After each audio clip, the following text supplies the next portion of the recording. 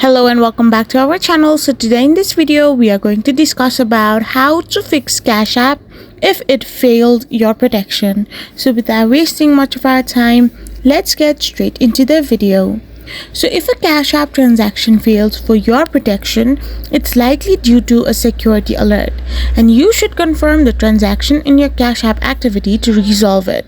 So simply tap open your Cash App and navigate to the activity tab. There you can find the declined transaction. Now you will see a notification asking if you recognize the transaction. Confirm that it is yours, and if you find suspicious, then simply deny it.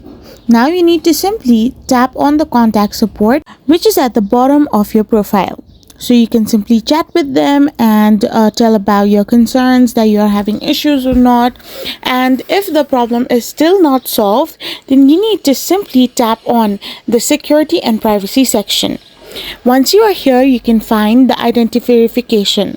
So simply tap on identity verification, and there you can find the verify option.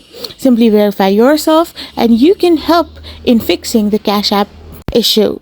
I hope you found this video helpful, so don't forget to hit that subscribe button and do give us a thumbs up. We will be back again with more informative videos. Thank you for watching.